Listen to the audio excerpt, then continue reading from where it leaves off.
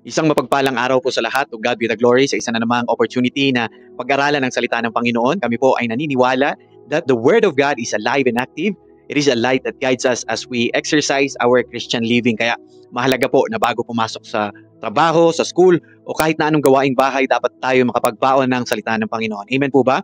Again po, wini-welcome po namin kayo sa Diakonos. And Diakonos simply means servant. And this is our online Bible study ministry po. We exist to serve God's people online, lalo't higit sa mga kasama ko pong OFW dito sa Middle East po. And we did not set this page or channel to be monetized po, both in Facebook or in YouTube. Our desire only is that you develop a relationship with God through the study of His Word po. At ngayong araw ay pag-uusapan natin ang topic na the importance of fellowship.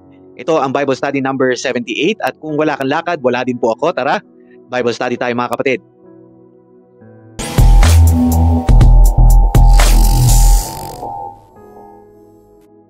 Ang verse po natin today is found in Hebrews chapter 10 verse 24 and 25. And let us consider how to stir up one another to love and good works, not neglecting to meet together as is the habit of some, but encouraging one another, and all the more as you see the day drawing near. Mga kapatid, palagi nating naririnig ang katagang, tell me who your friends are, and I tell you who you are. Birds with the same feathers flock together. Alam niyo po, mga kapatid, there is something sa atin po that when we share common interest sa isang tao or sa grupo, we tend to revolve around them. Di po ba? Sa Bible po, ang fellowship po ay hindi lang po merely a suggestion but a command. At ngayong araw po ay we explore natin ang importansya ng fellowship. Number 1, fellowship promotes mutual care and unity. Mga kapatid, basahin po natin ang Acts chapter 4 verse 32 to 35. Now the full number of those who believed were of one heart and soul. And no one said that any of the things they belonged to him was his own, but they had everything in common. And with great power, the apostles were giving their testimony to the resurrection of the Lord Jesus. And great grace was upon them all. There was not a needy person among them, for as many as were owners of the land or houses sold them and brought the proceeds of what was sold and laid it at the apostles' feet, and it was distributed each as any had need. Mga kapatid, this is the picture of what our verse today is saying, to stir up one another to love and good works. Imagine, there was not a needy person amongst them in the early church. Naalala ko tuloy that there was a big mega church sa Houston. Ang pangalan Lakewood Church. At sa lugar na yon, nagkaroon ng salanta. Ang pangalan Hurricane Harvey. Marami po actually ang nawalan ng bahay, nawalan ng tirahan. Unfortunately, on the onset, ayaw ipagamit or buksan ng mga church leaders ang kanilang simbahan, whether member ka man o hindi. Nagdulot ito ng masamang publicity sa church dahil sa kanilang neglect or decision not to open the doors to shelter those displaced by flooding. However, after public outcry and media attention, eventually, ang Lakewood Church opened its doors to the victims of the Hurricane Harvey. Mga kapatid, one of the many purposes of fellowship is mutual care and unity for the glory of God. In times of need, the church is the foremost community na maaasahan mo sa tulong at awa ng Panginoon. Ang tulong po na walang expectation, nakapalit, but all for the glory of God. This is the picture of our fellowship. It stirs everyone up in love and in good works. Tayo po ay naatasan, commanded to look for opportunities to inspire others to love and to do good works. Number 2, fellowship builds and strengthens the body of Christ. Sa Matthew chapter 28 verse 18 to 20, ito po ang Great Commission. Ang ating marching orders is not only to proclaim the gospel of Christ sa iba, kundi we were also told to make disciples of men. Tanong, posible ba without some form of fellowship can you make disciple of men? The straight up answer, hindi po. It involves relationship, nurturing, parang isang anak sa magulang. To a point na makakatayo na siya sa kanyang chosen ministry or napiling paglilingkod sa Diyos. Could be as simple as cleaning sa church, or Bible study ministry or music ministry, at marami pa pong iba. Si Apostle Paul po clearly pointed out sa 1 Corinthians 12 to 21 na tayo po bilang mga mananampalataya ay inahalin tulad sa isang katawan, emphasizing that every part is essential, mahalaga po for proper function ng katawan. Each member has been given spiritual gifts to build up the church. if one part is missing, the body cannot function as God intended it to be. So mga kapatid, ikaw at ako ay mahalagang bahagi ng isang church. At malalaman mo ano ang maaari mong maging bahagi sa church in your continued fellowship sa isa't isa. Kaya naman po mahalaga ang fellowship in strengthening and building the church for the glory of God. Amen? Number 3, fellowship matures us in Christ. Basahin po natin sa Efeso Kapitulo 4, 12-16. Ginawa niya ito para ihanda sa paglilingkod ang mga pinabanal at para lumago at maging matatag sila bilang katawan ni Kristo. Sa ganitong paraan, maaabot nating lahat ang pagkakaisa sa pananampalataya at pagkakilala sa anak ng Diyos at ganap na lalago sa espiritual nating pamumuhay hanggang maging katulad tayo ni Kristo. At kapag naabot na natin ito, hindi na tayo tulad ng mga bata na nagpabago-bago ng isip at nadadala ng iba't ibang aral ng mga taong nanlilinlang na ang hangad ay dalhin ang mga tao sa kamalian.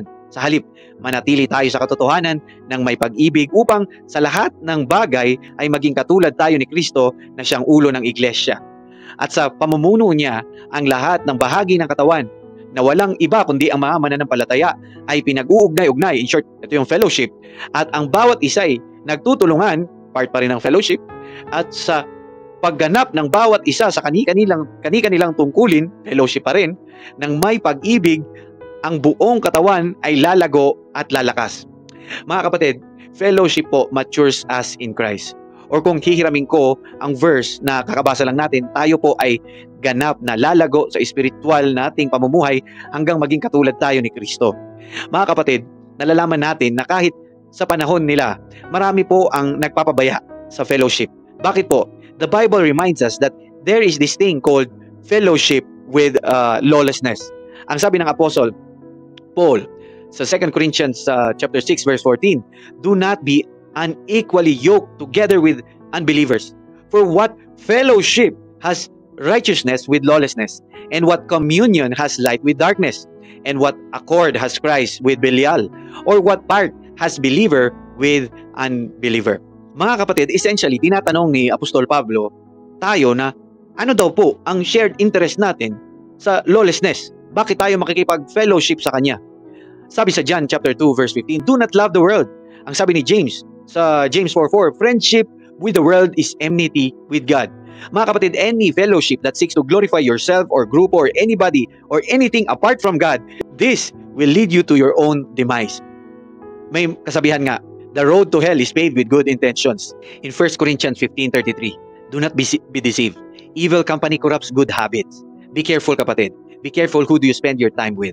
Because if it's evil, it will definitely corrupt you. Praise God, mga kapatid, sa fellowship na meron tayo sa Diyos sa pamamagitan ni Jesus. He is the only way. No one comes to the Father except through Him, mga kapatid. At mga kapatid, we were once enemies of God. But because of our fellowship sa mundo, hell was our sure destination, mga kapatid. But God demonstrated His love for us in this. While we were still sinners, Christ died for us. At kapatid, ang sabi ni Jesus, for God so loved the world that He gave His only begotten Son, that whosoever believes in Him shall not perish but have everlasting life. Kapatid, if you are willing, why don't you respond to God's call with your life? If you are willing, why don't you lift up your voice to God? Be humble towards God. Cry it out before God, mga kapatid. Ano man ang pinagdadaanan mo, acknowledge before God that, Lord, I am a sinner. I don't know how to pray, but I invite you into my life. Lord, iligtas mo po ako sa mga kasalanan ko. Rescue my soul, O God. Rescue me from my fleshly desires that separates me from you. And Lord, from this day onwards, I declare that you are now my Lord and my Savior. And I believe that God raised Jesus from the dead to prove your words are true. Kapatid, if you have made that prayer, you are now a believer secured in Jesus' promises. Kapatid, I encourage you to find yourself a Bible-believing church. Magpa-disciple ka, kapatid. Grow in the knowledge of our God. Talikuran mo na ang mga dati mong masasamang pamumuhay. Bilang pagtatapos, ang fellowship ay mahalagang bahagi ng ating buhay Kristiyano. Ito ay nagpapalaganap ng pagkakaisa at pagkalinga sa isa't isa, tulad ng ginawa ng mga mananampalataya noong unang iglesia na nagdadamayan sa pag-ibig at mabubuting gawa. Pinapalakas nito ang katawan ni Kristo. Tinutulungan ang bawat isa na lumago at maglingkod ayon sa kaloob ng Diyos. Higit sa lahat, pinapamature tayo ng fellowship kay Kristo at inuhubog tayo upang maging katulad niya habang nagbabahagi na ng buhay. Iwasan natin ang makasanlibotang impluensya at Sikaping magkaroon ng makadiyos na fellowship upang tayo'y lalong mapalapit sa Diyos at magampanan ang ating tungkulin sa naluwalhatiin siya. Huwag nating kalimutan ang halaga ng pagtitipon-tipon at pagbibigay lakas sa isa't isa habang papalapit ang araw ng pagdating ni Kristo. Mga kapatid, if you are blessed, so am I. Let's pray po, mga kapatid. Heavenly Father, Lord, maraming salamat po ngayong araw na ito na aming napag-aralan ng iyong salita. Maraming salamat po sa pagbibigay linaw sa amin tungkol sa kahalagahan ng fellowship. Lord, tulungan mo po kami na patuloy na magkaisa sa pag-ibig at mabubuting gawa at palakasin ang bawat isa sa pananampalataya. Patawarin mo po kami sa aming mga pagkukulang at gabayan mo po kami na lumayo sa mga bagay na sanlibutan. Paguhin niyo po ang aming mga puso upang mas makapaglingkod kami sa iyo at sa aming kapwa. Salamat po sa iyong dakilang pag-ibig at biyaya. Ito po ang aming panalangin sa pangalan ni Jesus na aming dakilang tagapagligtas. Amen at amen. Kapatid, kung bago ka sa Diakonos, I encourage you to hit that follow button to be notified on our next Bible study. And if you feel that this Bible study might be helpful sa iba, please consider sharing this Bible study po. Purihin po ang Panginoon. I hope to see you in the next Bible study, God willing.